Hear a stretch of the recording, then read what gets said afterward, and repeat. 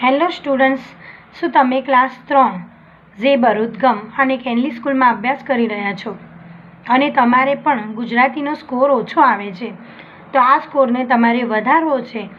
તો એના માટે PT2માં પૂછાવનારી કવિતા એક ઝરણું દોડ્યું જાતું હતું એની ડિટેલ્સ સાથે આ વિડીયો મેં ક્રિએટ કરેલો છે. તો આ વિડીયોમાં એક ઝરણું દોડ્યું જાતું હતું સમજવા માટે સૌથી પહેલાં તો તમે મારી આ ચેનલને લાઈક, સબસ્ક્રાઈબ અને ફોલો કરો. તો ચાલો હવે નજર કરીએ આપણે કવિતા ઉપર. તો કવિતા સમજતા પહેલાં હું તમને જણાવી દઈશ કે આ કવિતાના રચયિતા છે ગોવિંદભાઈ પરીખ. દેટ મીન્સ કે આ કવિતા કોણે લખી છે? તો આ કવિતા લખી છે ગોવિંદભાઈ પરીખ. કવિતા હું એકવાર પહેલાં તમને ગાઈને સંભળાવી દઈશ અને પછી એની 1 to 1 લાઈન હું તમને સમજાવીશ. તો સૌથી પહેલાં કવિતા હું ગાઉં છું. એક ઝરણું દોડ્યું જાતું હતું, એ તો અધ્ધરથી પછડાતું હતું, પછડાતું હતું, અથડાતું હતું, તોય હસતું હસતું જાતું હતું. એક ઝરણું દોડ્યું જાતું હતું સીમ ગામને ખેતર પાદરમાં, હસતું રમતું રમતું બમતું, એ તો સાગરમાં સમાતું હતું.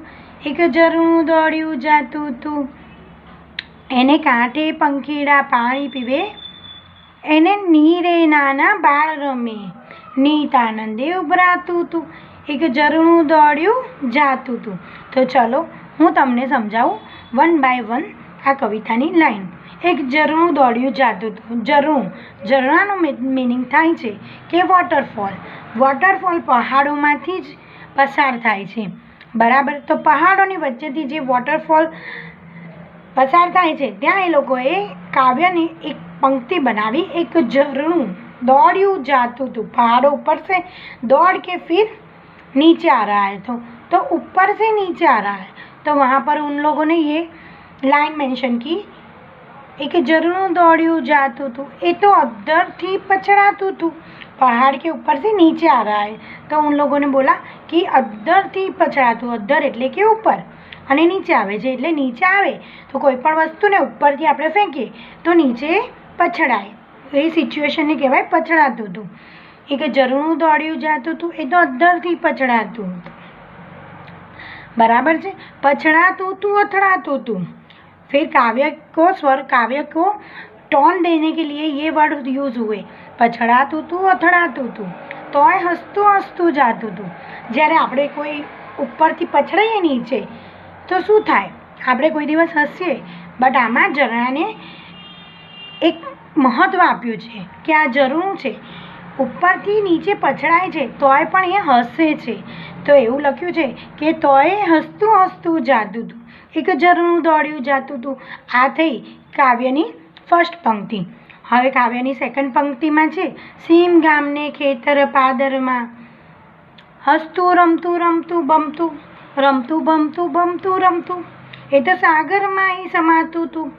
ઉપરથી પછડાવા નીચે પછડાયું, દેટ્સ વાય એ જમીન ઉપર આવી ગયું. પણ જમીન ઉપર આવી અને પછી પાણી છે તો ક્યારેય રોકાય નહીં. તો એ પાણી આગળ ક્યાંથી પસાર થાય છે? તો એ કહે છે કે સીમ ગામને ખેતર પાદરમાં, ગામનું મોટું ખેતર હોય ત્યાં આગળથી એની નહેરો હોય, નહેરોમાંથી પસાર થઈ અને લાસ્ટમાં એ ક્યાં સમાઈ જાય છે કે એ પાણીને ક્યાંક તો એકત્રિત થવું પડે, તો એ છેલ્લે ક્યાં જાય છે? સાગરમાં. સાગરમાંહી એટલે છે કે સાગરની અંદર, સાગરમાંહી સમાતું હતું, એક ઝરણું દોડ્યું જાતું હતું. આ થઈ કાવ્યની સેકન્ડ પંક્તિ. ત્રીજી પંક્તિમાં આવે છે એની કાંઠે પંખીડા પાણી પીવે. એટલે એનો કાંઠો, કોનો કાંઠો? તો કે છે સાગરનો કાંઠો એટલે દરિયા કિનારો. કાંઠો એટલે કે કિનારો. એને કાંઠે પંખીડા પાણી પીવે. પંખી ત્યાં આવે છે અને રોજ પાણી પીવે છે.